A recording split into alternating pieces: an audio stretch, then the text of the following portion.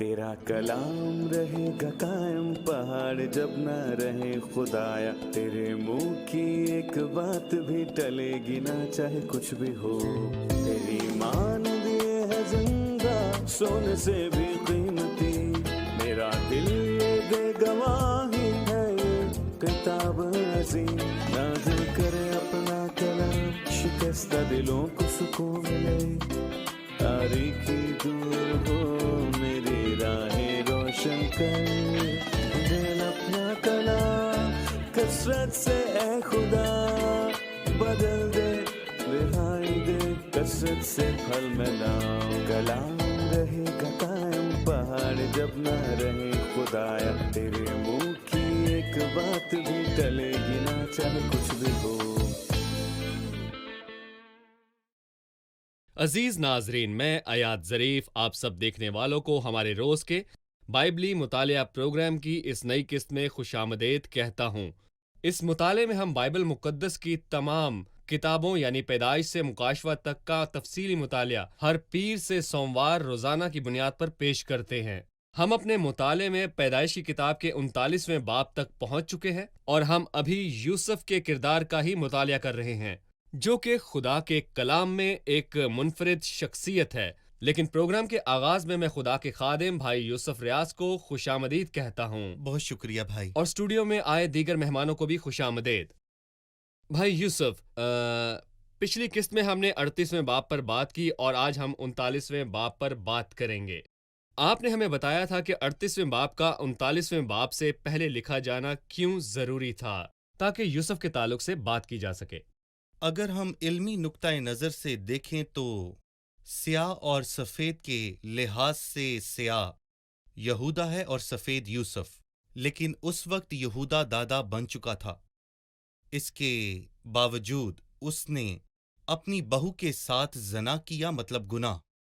और मैं कहना चाहता हूं कि वो उसकी बहू थी। उसके ख्याल से वो एक कस्बी थी और वो उसके पास गया और तमर ने उससे रहन मांगा, मतलब उसकी लाठी, उसका बाजूबंद और उसकी मोहर, और उसने दे दिया। तमर को बाद में पता चला कि वो हामला है और उससे उसे 2 बेटे पैदा हुए। लेकिन यहाँ हम एक सफ़ेद को देखते हैं, एक गुलाम को भी, जो बचपन ही में अपनी माँ की ममता से महरूम हो गया और बाप की शफकत से वो तब महरूम हुआ जब उसके भाइयों ने उसे बेचा। अगर उसे माशरे से नफरत थी तो मुझे उससे कोई गिला नहीं, क्योंकि उन तमाम लोगों ने उससे बुराई की। अगर वो इसे दरगुजर करना चाहता तो वो इसे कर सकता था, मगर उसने ऐसा नहीं किया था। मैं भला बुराई क्यों करूं और खुदा का गुनाहगार क्यों बनूं? ये एक नारा बन गया उन तमाम लोगों के लिए जो एक पाक जिंदगी गुजार रहे थे, और खुदा के खौफ में जिंदगी गुजारना बहुत ही अच्छी बात है। 38वें बाब में हम देखते हैं जो इसराइल की तस्वीर है, जब वो मसीह को लाने का सबब बने और कई सदियों तक अजीब तरह की सूरत हाल में वो रहे, मतलब कि वो गुनाह करते रहे थे। मसीह ने कहा कि मैं अपने बाप के नाम से आया हूं और तुम मुझे कबूल नहीं करते। अगर कोई अपने ही नाम से आएगा तो तुम उसे कबूल कर लोगे। ये बेईमानी अपने अरूज पर है, लेकिन इसके बाद आखिरी दिनों में मसीह उनके पास आएगा, जैसा कि हमने पिछले बाब में वाज़िह तौर पर पढ़ा है। आबाई बुजुर्गों की इस फहरिस्त में यानी अब्राहम, इसहाक, याकूब और यूसुफ, शायद इनमें यूसुफ वो वाहिद है जिसने खुदा के जाहिर होने से लुत्फ नहीं उठाया। जी खुदा अब्राहम पर जाहिर हुआ, याकूब पर भी खुदावंद जाहिर हुआ, जी लेकिन यूसुफ पे खुदा कभी जाहिर ना हुआ। लेकिन यूसुफ ज़ब्ते नफ्स और पाकीज़गी के एतबार से सब में मुमताज़ है। गुनाह के एतबार से उसके भाइयों ने उस पर जुल्म किया, लेकिन उसने उनसे बदला लेना ना चाहा। मैं खुदा की हजूरी के ताल्लुक से जानना चाहूंगा और उस हौसला अफजाई के ताल्लुक से जो खुदा से उसे मिली, अगरचे खुदा उस पर जाहिर नहीं हुआ। हम इसके बारे में कह सकते हैं कि यूसुफ ने कई मर्तबा इसका जिक्र किया है कि यीशु मेरे साथ है, और बिल्कुल इसी तरह ये अल्फाज दाऊद ने भी कहे हैं। वो कहता है कि मैंने खुदावंद को हमेशा अपने सामने रखा, क्योंकि वो मेरे दाहिने हाथ है, इसलिए मुझे जुम्बिश ना होगी। और जब वो उस बदकार औरत से कहता है कि जिसने नहायत बेहूदगी से ये कहा कि मेरे साथ हम बिस्तर हो, वो इनकार करता है। मैं तेरे मालिक की बीवी हूँ, जो मैं कहती हूँ सो कर। लेकिन खुदा हर जगह पर मौजूद था और यही वजह यूसुफ की कामयाबी की थी कि वो खुदा से हमेशा डरता था और खुदा की हजूरी को महसूस करता था। लेकिन खुदा नौजवानों से ये कहना चाहता है कि अगर आप खुदा की तालीम पर चलना चाहते हैं तो गुनाह का इनकार करके खुदा के साथ वफादार होना होगा। बहुत शुक्रिया। मैं कुछ आयात पढ़ूंगा, उसके बाद मैं आपसे सवाल पूछूंगा। 39वें बाब में लिखा है, और यूसुफ को मिस्र में लाए और फौतिफार मिस्री ने, जो फिरौन का एक हाकिम और जलोदारों का सरदार था, उसको इस्माइलियों के हाथ से जो उसे वहां से ले गए थे खरीद लिया।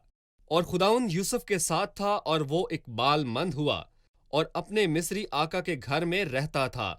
मिस्र में पहली जगह जहां यूसुफ के पांव टिके वो फौतिफार का घर था, जो कि जलोदारों का सरदार था।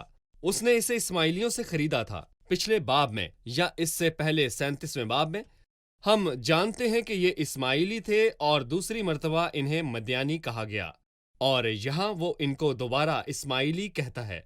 क्या आया ये इस्माइली थे या मिद्यानी?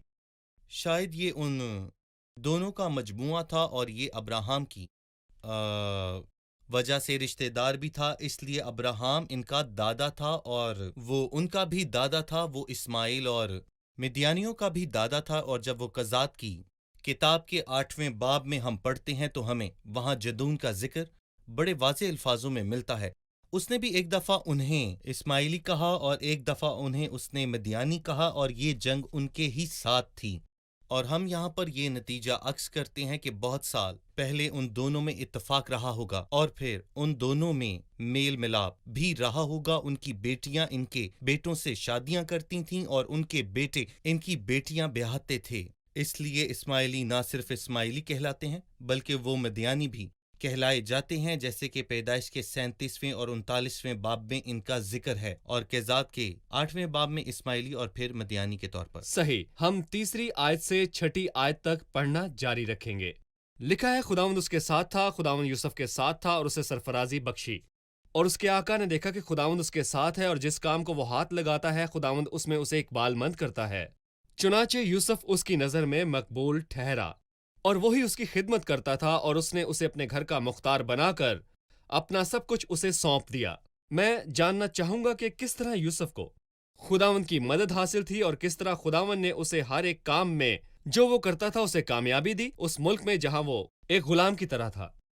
ये बात वाज़ेह है कि यूसुफ के हालात कुछ ठीक नहीं थे, क्योंकि जब वो बच्चा ही था तो उसकी वालदा की वफात हो गई थी, जो कि बहुत ही बुरी बात है। अगर आप बाप के साय से भी महरूम हो जाएं और आपके भाई भी आपके दुश्मन बन जाएं, ये सारी बातें गुस्सा दिलाने के लिए काफ़ी हैं। लेकिन खुदा ने उसका अजाला किया ऐसे शख्स के लिए जिसकी माँ मर गई हो और उसका बाप भी मर गया हो और उसके ही भाई उसके दुश्मन बन गए हों और उससे हसद और बहुत ज्यादा नफरत करते हों।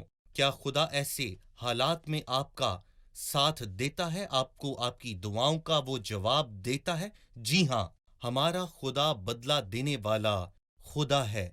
और जब उसने उसे देखा कि ये मिस्री शख्स खुदावंद को नहीं जानता और उसके आका ने देखा ये जिस चीज में हाथ डालता है इकबालमंद होता है। उसके काम पर गौर करते हुए हम अपने कामों को अमली तौर पर किस तरह बाबरकत बना सकते हैं, या दूसरों के साथ ताल्लुक में हम जहां कहीं भी हों तो हम कैसे बाबरकत हो सकते हैं?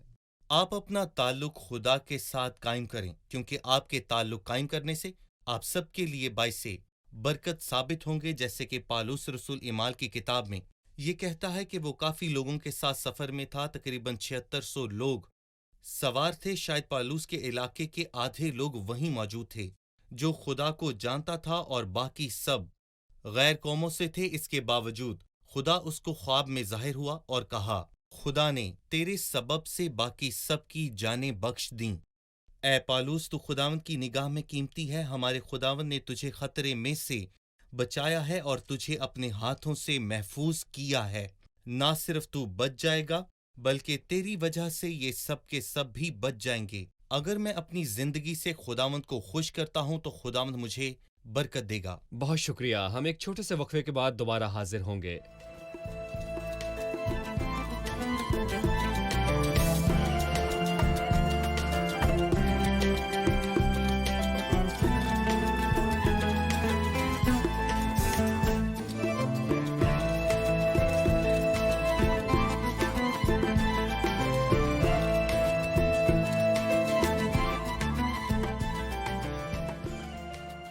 ہم جانتے ہیں کہ یوسف کے لیے کوئی واضح حکم نہیں تھا کہ وہ پوتیفر کی بیوی کے ساتھ گناہ سے انکار کرتا، اس لیے وہ کیا وجوہات تھیں جس نے اس سے یہ فیصلہ کروایا؟ صحیح، کوئی حکم نہ تھا جو اسے بتاتا کہ زنا نہ کر، لیکن اس نے انکار کیا۔ اس نے اس برے گناہ کو کرنے سے انکار کیوں کیا؟ جی، اس کا دوہرا جواب ہے۔ پہلی وجہ یہ کہ خدا نے انسان کو ضمیر دیا تاکہ وہ اچھے اور برے میں تمیز کر سکے۔ میں اس کی ایک مثال دوں گا کہ جب قائن نے اپنے بھائی کو مارا تو خداوند نے اس سے پوچھا کہ تیرا بھائی کہاں ہے، تو جواب نہ دیا، کیونکہ وہ جانتا تھا کہ اس نے غلط کام کیا ہے۔ اس لیے اس نے جواب نہ دیا اور اس نے کہا کہ کیا میں اپنے بھائی کا رکھوالا ہوں؟ اس نے یہ کیوں نہ کہا کہ میں نے اسے مار دیا، کیونکہ وہ جانتا تھا کہ قتل کرنا گناہ ہے، حالانکہ اس وقت اس کا حکم بھی نہیں تھا کہ یہ گناہ ہے۔ لیکن یہ درست نہیں تھا، کیونکہ اس کے اندر ایک ضمیر تھا جو اسے ملامت کر رہا تھا کہ تو نے غلط کیا ہے اور اس کی سزا تجھے ملے گی۔ مگر 10 احکام مقدسین کے دلوں پر قدیم زمانہ سے پیشتر ہی لکھے گئے ہیں، اور وہ سب کچھ جانتے ہیں کہ کیا کرنا ہے اور کیا نہیں کرنا۔ اور میرا خیال ہے کہ یعقوب اور اسحاق شاید اس کہانی سے بخوبی واقف تھے جو پیدائش کے 20ویں باب میں جی۔ ہے۔ بھلا میں کیوں ایسی بڑی بدی کروں؟ یوسف کیسے جانتا تھا کہ یہ بڑی بدی ہے؟ اس کا جواب پیدائش کے 20ویں باب میں ہے۔ ابی ملک نے کہا کہ تو مجھ پر اور میری بادشاہت پر ایک گناہ عظیم لے کر آیا۔ اس کا مطلب ہے کہ ابی ملک کو براہ راست خدا سے معلوم ہوا کہ زناکاری ایک بڑا گناہ ہے۔ وہ یہ نہیں جانتا تھا، لیکن خدا نے اسے براہ راست بتایا کہ زنا ایک بڑا گناہ ہے۔ صرف یہی نہیں بلکہ وہ یہ بھی کہتا ہے کہ میں کیوں کر گناہ کروں اور خدا کا گناہ گار ٹھہروں۔ اس لیے یہ گناہ پوتیفر کے خلاف یا آپ کے خلاف گناہ نہیں، بلکہ یہ گناہ خدا کے خلاف ہے۔ ہم یہ کیسے جانتے ہیں کہ ابی ملک کو یہ پتا تھا کہ یہ گناہ ہے؟ کیونکہ خدا نے اس سے روکا کہ تو میرا گناہ نہ کرے، کیونکہ ابراہم نے یہ 20ویں باب کی دونوں آیات ہی یعقوب اور اسحاق کو بتائی ہوں گی، اور یقیناً یہ بات یوسف کو بھی پتہ ہوگی کہ یہ گناہ ہے، اور یہ ایک بڑا گناہ ہے جو خدا کے خلاف ہے، اور اس لیے وہ خدا کے خلاف یہ گناہ نہیں کرتا۔ 7ویں آیت سے کہانی کا آغاز ہوتا ہے جب اس کے آقا کی بیوی کی آنکھ یوسف پر لگ جاتی ہے۔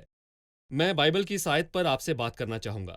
لکھا ہے اس کے آقا کی بیوی کی آنکھ یوسف پر لگی اور اس نے اس سے کہا کہ میرے ساتھ ہم بستر ہو۔ جی، یوسف پر آزمائش آئی، لیکن وہ ایک راست باز شخص تھا، اس کے دل میں خدا کا خوف تھا، صحیح۔ لیکن وہ اس کی طاق میں تھی۔ لکھا ہے اس کی آنکھ یوسف پر لگی۔ آپ اس کے بارے میں کیا کہنا چاہیں گے؟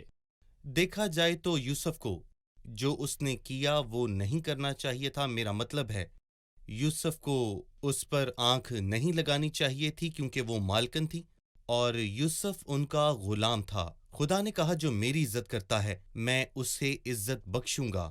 وہ اس کی مالکن تھی جس نے اس پر آنکھ لگائی تھی۔ میں اس باب میں 3 آیات کو دیکھنا چاہوں گا اور ان کو ایک دوسرے سے جوڑنا چاہوں گا، 8ویں، 10ویں اور 12ویں آیت، تاکہ ہم اسے بھول نہ جائیں۔ 8ویں آیت اس میں لکھا ہے کہ اس نے انکار صحیح۔ کیا۔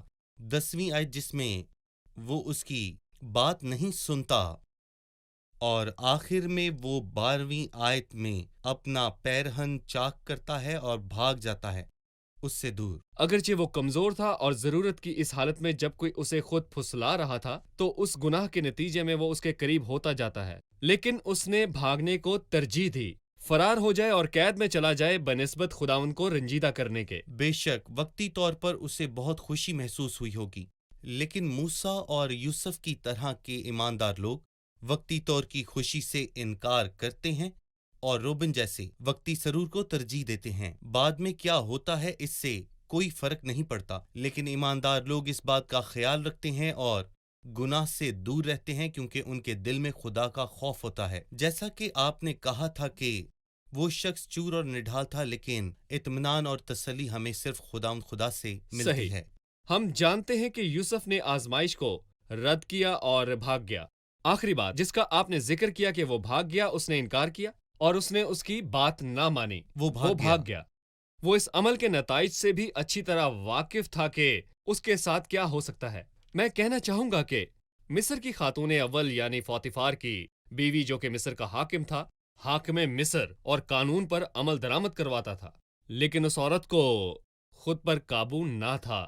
اس عورت نے اپنی نفسانی خواہش پر قابو نہ پایا۔ مہربانی سے موازنہ پیش کریں کہ کوئی اپنی جبلت کو قابو میں رکھ سکتا ہے اور کون نہیں رکھ سکتا۔ میں آپ سے اس کی رائے جاننا چاہوں گا۔ عالمگیریت کے اس دور میں جہاں میڈیا اور ذرائع ابلاغ بہت زیادہ پھیل چکے ہیں، لیکن یہاں پر ہم دیکھتے ہیں کہ کوئی بھی اچھا نہیں ہے، نہ تو کمتر سماجی حلقوں میں اور نہ ہی اعلیٰ سماجی حلقوں میں۔ ہم دیکھتے ہیں کہ اعلیٰ ترین سماجی لوگ بہت ہی بڑے گناہ کرتے ہیں۔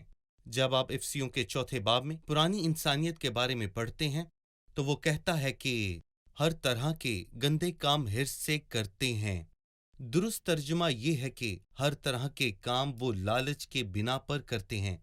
اس عورت میں کیا کمی ہے حالانکہ اس شخص نے اسے شروع ہی سے رد کر دیا تھا؟ لالچ میں کیے گئے سب کام درست نہیں ہوتے، اور جو کوئی اس پانی میں سے پیے گا وہ پھر کبھی پیاسا نہ رہے گا۔ مبارک ہیں وہ جو خدا میں آسودہ ہیں، اور تو میرا خداوند ہے، تیرے سوا میرے اندر کوئی بھلائی نہیں۔ اگر آج کے نوجوانوں کو ہم عملی سبق دینا چاہیں تو یوسف کی جوانی ایک بہترین مثال ہے، صحیح۔ اور 2 ایسی آیات ہیں جو یوسف کے تعلق سے کہی گئی ہیں۔ خداوند یوسف کے ساتھ تھا اور وہ اقبال مند ہوا۔ جی۔ اس نے کہا بھلا میں کیوں ایسی بڑی بدی کروں اور خدا کا گنہگار بنوں۔ یہ اس خدا کے لیے تعظیم ہے جو اسے دیکھتا ہے۔ لیکن آج کل کے نوجوان موبائل پر ایک بٹن دبانے سے فحش مواد دیکھتے ہیں، اپنے موبائل پر ناپاک چیزیں دیکھتے ہیں، اور اس طرح وہ ناپاکی کے گڑھے میں داخل ہو جاتے ہیں۔ پر ہم انہیں بتانا چاہتے ہیں کہ کیسے بچا جا سکتا ہے۔ ٹھیک ہے، آپ نے کہا کہ اس نے اس پر آنکھ لگائی، لیکن آپ مجھے بتا دیجئے آنکھ لگانے سے کتنی دفعہ تباہی اور بربادی آئی ہے۔ پہلا گناہ بھی آنکھ لگانے کی وجہ سے ہوا تھا جب ہوا نے دیکھا، اور بالکل اسی طرح ہی فوتیفر کی بیوی جو یوسف پر آنکھ لگائے ہوئے تھی، جسے ہم بعد میں دیکھیں گے، اور پھر دینا جس کے بارے میں ہم نے پڑھا کہ وہ ملک کی لڑکیوں کو دیکھنے کے لیے باہر نکلی، اور پھر جو کچھ اس کے ساتھ ہوا تھا ہم جانتے ہیں۔ اور اپنے اسے بہک بہکانے جانے کے سے لیے اسے دیکھا، لیکن آنکھ جب بہک جاتی ہے تو وہ آپ کو بھی بہکا دیتی ہے۔ لیکن یوسف کی کہانی میں اس نے خدا کو اپنے سامنے رکھا، کیونکہ وہ خدا کے خوف میں زندگی گزارتا تھا۔ اس نے دنیا کی رنگینی کو ترجیح نہیں دی تھی۔ بہت شکریہ۔ ہم ایک چھوٹے سے وقفے کے بعد دوبارہ حاضر ہوں گے۔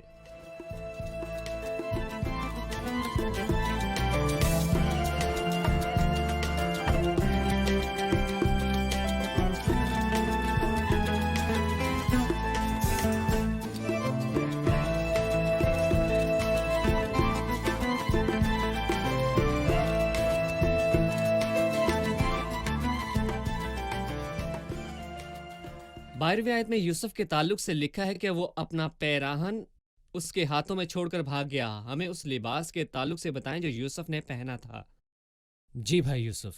4 قسم کے لباس ہیں جو یوسف کی زندگی کو بیان کرتے ہیں۔ پہلے ہم شروع کرتے ہیں اس کے باپ کے گھر سے، جہاں اس نے کلمون قبا پہنائی تھی اور اس کے بھائیوں کو اس سے بہت زیادہ نفرت تھی۔ اس کے بھائیوں نے اس کی کلمون قبا اتروا لی تھی، اور پھر یوسف نے ایک غلامی کا جوڑا پہنا۔ عمومی طور پر غلاموں کے لباس اس وقت میں سفید ہوا کرتے تھے۔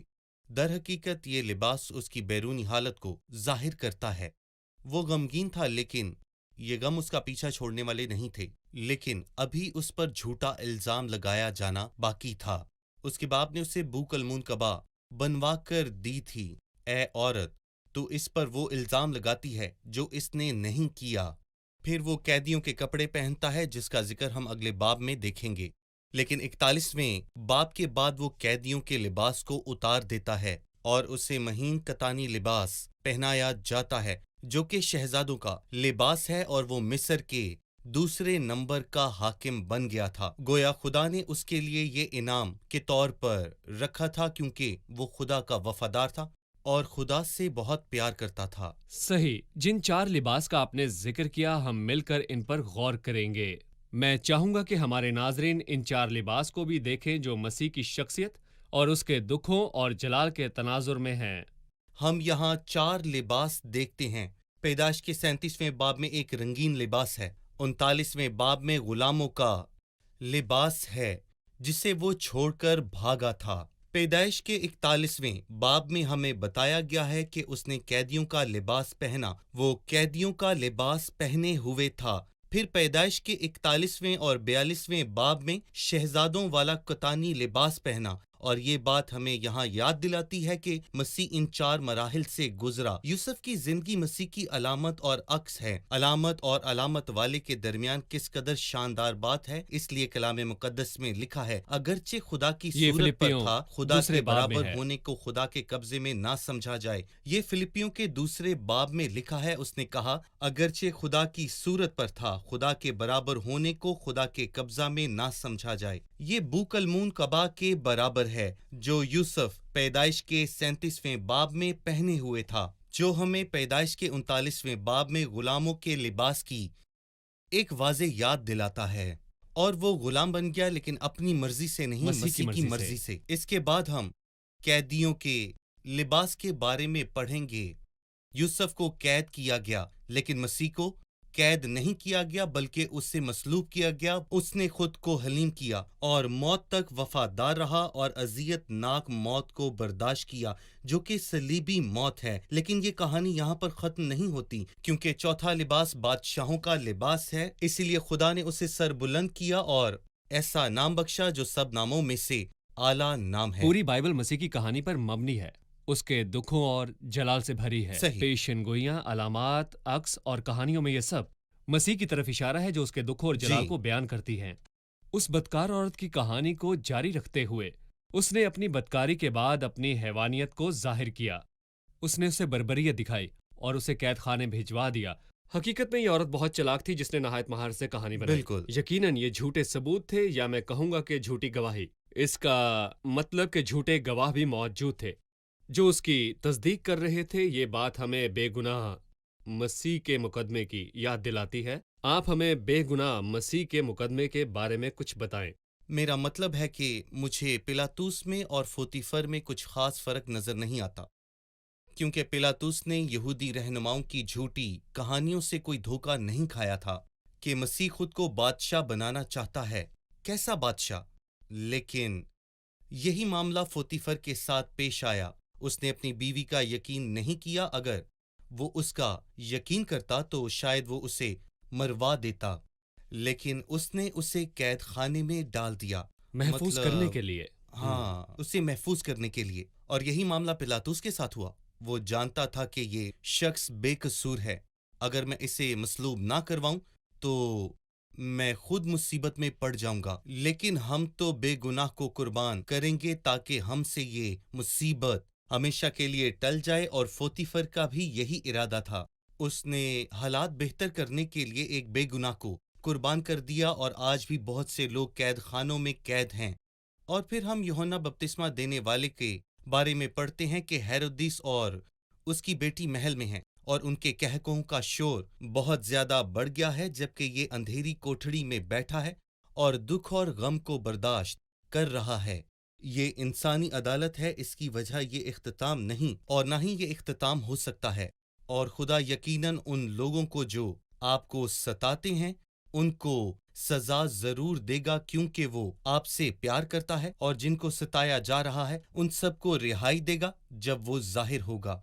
वो हम सबको रिहाई देगा। लेकिन जब तक इस दुनिया का अबलीस जिंदा है, आप इस बात की तवक्को बिल्कुल ना करें। इंसाफ होगा, लेकिन बर्बादी, बर्बादी और बर्बादी ही होगी जब तक कि इंसाफ करने वाला ना आए और हम सबको इंसाफ ना दिलाए। शुक्रिया भाई यूसुफ। हम प्रोग्राम के इख्तिताम पर पहुंच चुके हैं। आए मेहमानों से राय जानते हैं। यूसुफ की कहानी, उसकी पाकीज़गी और उसकी फतह के ताल्लुक से हमने आज क्या सीखा? یوسف نے ہمیشہ خدا کو اپنے سامنے رکھا جس کے باعث وہ بدی سے محفوظ رہا، جیسے کہ وہ کہتا ہے بھلا میں کیوں ایسی بدی کروں اور خدا کا گنہگار بنوں۔ ہم ایسی دنیا میں رہتے ہیں جہاں یقیناً گناہ دروازے پر دبکا بیٹھا ہے اور ہمیں اپنی طرف کھینچتا ہے، لیکن ہم سب کو خدا کو اپنے سامنے رکھنے کی ضرورت ہے۔ جب وہ ہمارے ساتھ ہوگا تو ہمیں کسی چیز کا خوف نہیں۔ باوجود اس کے کہ یوسف کو کئی مشکلات کا سامنا کرنا پڑا، ماں سے لے کر بھائیوں تک، لیکن خداوند اس کے ساتھ تھا اور اس نے اسے سرفراز کیا۔ شکریہ، خدا آپ کو برکت دے۔ بھائی یوسف، خدا آپ آپ کو کا بھی برکت دے۔ شکریہ۔ عزیز ناظرین، یوسف کو مصر لے جایا گیا، لیکن خداوند نے اس کے لیے عظیم منصوبہ تیار کر رکھا تھا۔ خداوند نے ارادہ کیا تھا کہ وہ مصر کا تخت الٹا دے۔ جب اس نے یوسف کی شراکت اور اس کی حکمت کو تمام مصریوں کے سامنے ظاہر کیا، اس نے فوتیفار کی بیوی کے سامنے اس کی شرافت کو ظاہر کیا اور بعد میں فرعون اور اس کے جادوگروں کے سامنے اس کی حکمت کو ظاہر کیا، کیونکہ خدا نے ارادہ کیا تھا کہ وہ تمام مصریوں کے سامنے اپنے نام اور خود کو سرفراز کریں۔ میں آپ کو بتانا چاہتا ہوں کہ اگر ہمارا خداوند آپ کو کسی مشکل سے گزرنے دے رہا ہے اور آپ نہیں جانتے کہ ایسا کیوں کیا گیا، تو یقین جان لیں کہ آخر میں ہمارے زندہ خدا کو جلال ملے گا اور آپ کے لیے بھلائی ہوگی۔ خداوند یوسف کے ساتھ تھا اور وہ کامیاب شخص بنا۔ وہ مصر میں اپنے آقا کے گھر میں رہتا تھا۔ خداوند کبھی غلطی نہیں کرتا۔ ہاں، وہ یوسف کو مصر لایا اور یوسف پر دباؤ بڑھنے دیا اور اسے مشکل اور تکلیف میں سے گزرنے دیا، لیکن آپ اختتام دیکھیں کہ خدا نے یوسف کو کس طرح مشکلات سے نکالا۔ خدا دانا ہے، بھلا ہے اور کبھی ظلم نہیں کرتا۔ خود کو اس کے آگے جھکا دیں تاکہ وہ بھی آپ کو یوسف کی طرح سرفراز کرے۔ خدا آپ کو برکت دے۔